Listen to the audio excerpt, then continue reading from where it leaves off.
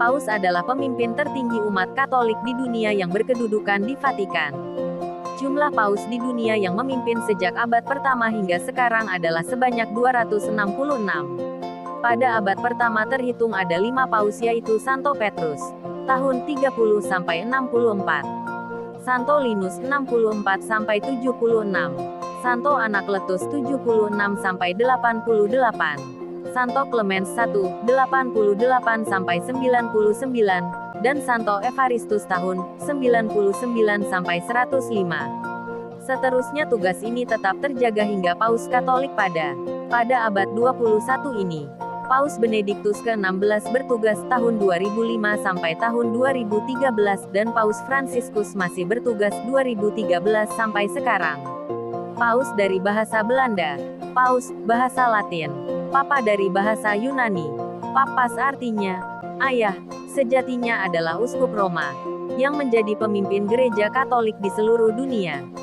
Menurut gereja Katolik, keutamaan uskup Roma tersebut terutama berasal dari peranannya sebagai penerus Santo Petrus, yang disebut sebagai uskup Roma pertama.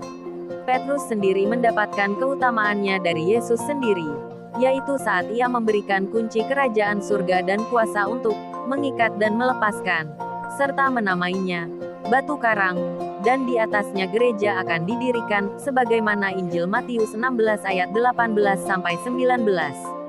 Dalam kapasitasnya sebagai pemimpin spiritual, jabatan dan pemerintahan Paus disebut pontifikat, sementara yurisdiksi tahta episkopal Paus disebut tahta suci atau tahta apostolik. Lalu dalam kapasitasnya sebagai pemimpin sekuler, Paus merupakan kepala negara dari negara kota Vatikan, sebuah negara berdaulat yang seluruh wilayahnya terkurung di dalam kota Roma, Italia. Berdasarkan tradisi suci, tahta apostolik Roma didirikan oleh Rasul Petrus dan Paulus. Tahta kepausan merupakan salah satu lembaga yang paling bertahan lama di dunia dan telah menjadi suatu bagian penting dalam sejarah dunia. Para paus pada zaman kuno membantu dalam hal penyebaran kekristenan dan penyelesaian berbagai perselisihan doktrinal. Pada abad pertengahan, mereka memainkan suatu peranan dalam kepentingan sekuler di Eropa Barat, biasanya bertindak sebagai penengah atau arbiter di antara para penguasa monarki Kristen.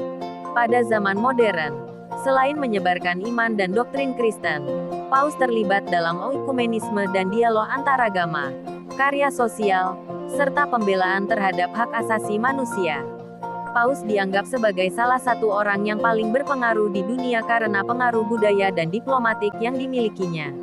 Pada beberapa periode tertentu, para paus, yang awalnya tidak memiliki kekuasaan sekuler, mengumpulkan suatu kekuasaan besar yang mampu menandingi kekuasaan para penguasa sekuler.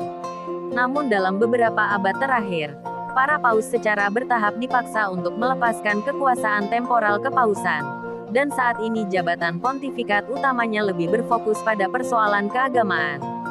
Oleh karena demikian, kekuasaan paus sebagai pemimpin spiritual semakin tegas dinyatakan beberapa abad terakhir ini, yang berpuncak pada tahun 1870. Dengan dikeluarkannya pernyataan dogma infalibilitas paus untuk kesempatan-kesempatan yang sangat jarang ketika paus berbicara secara ex cathedra, secara harfiah berarti, dari tahta, saat mengeluarkan suatu definisi formal terkait iman atau moral.